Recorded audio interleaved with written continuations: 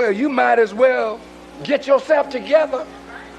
Your loved one can't come to you, but you and I surely are on our way to all our loved ones. It's just a matter of time. So the question is, funerals are not for the dead. We do all these things at funerals, prolonging the agony and the grief of the families, singing songs that the dead can't hear nothing. Why are you going to sing the dead's favorite song when the dead can't hear it? It may not be the husband's favorite song, but when you do that, you put more grief on the bereaved ones. All this long talk about what they did, the reason you there is because you know what they did. They did good, and their good touched you. That's why you came, to honor them. It's not necessary to wear people out with long services that are so merciless.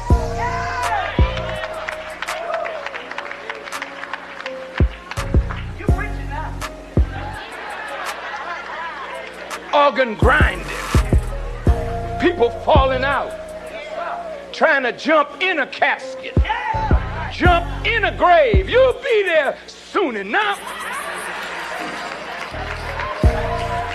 And when your time comes, you're not going to want to jump where you planning to jump.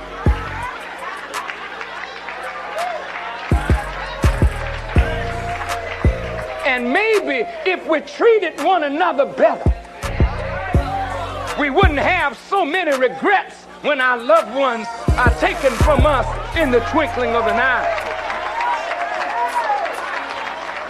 But it's because we talk Jesus, we talk Muhammad, we talk Moses, we talk God, we talk the prophet, but we live a life according to the lusts of our flesh. So we hurt one another. We inflict pain on one another. We don't speak to one another or treat one another the way we would like to be treated. So when death comes to any one of us, we wish, oh Lord, if I had just acted a little better this morning. You thought you'd be able to come back tonight and make it right. But none of us knows the hour. Nobody knows it but God. So when you leave in the morning, it's good to leave right. And when you get a chance, when you have an argument with your loved one, set it straight. Get it right.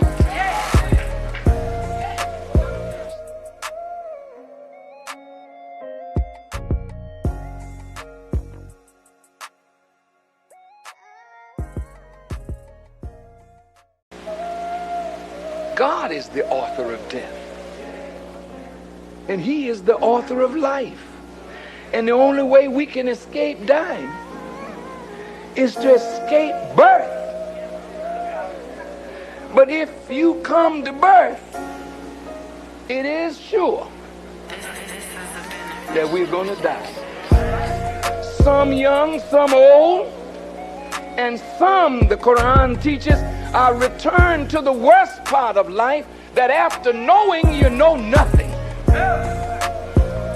See, if you live long enough, you'll come to the worst part of life, when after knowing you act like you don't know anymore. Your children got to take care of you then. You lose control of your bladder, and you lose control of your bowels, and you lose the ability to remember. You lose the faculties that your children knew you had so in your grip.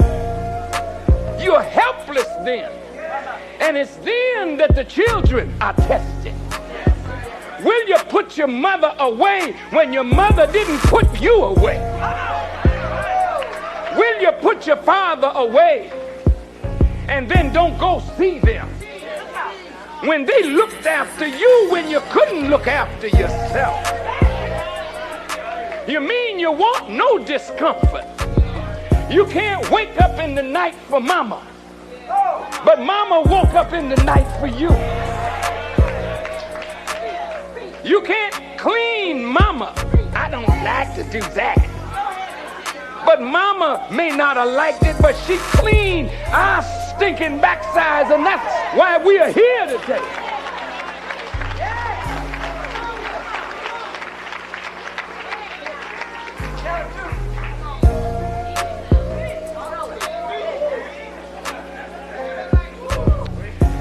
So funerals are for the living.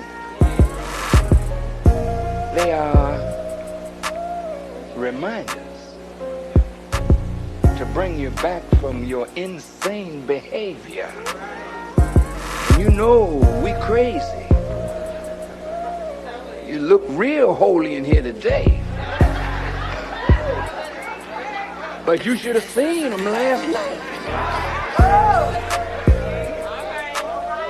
You know it's right. So death, when it comes in the house, see, it stops your wild career. You may be on crack, but that moment, you, what? Who? He gone? You may be drunk, but what? Gone?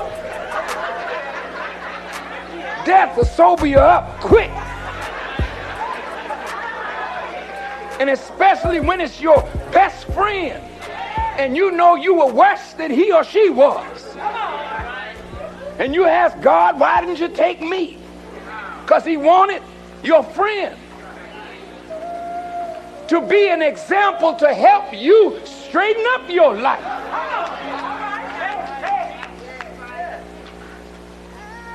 So when you look at those who go on before us, that's God's mercy.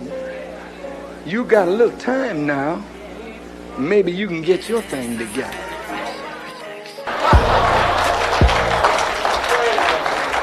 If you've ever been frightened, you can run faster when you're frightened.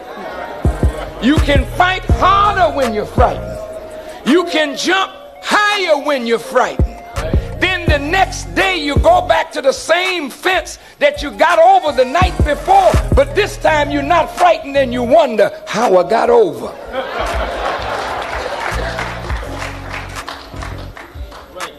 What made you get over?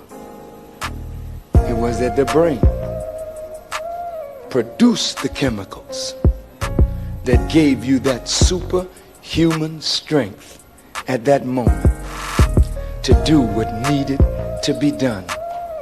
It is the brain that produces a chemistry that makes you go to sleep.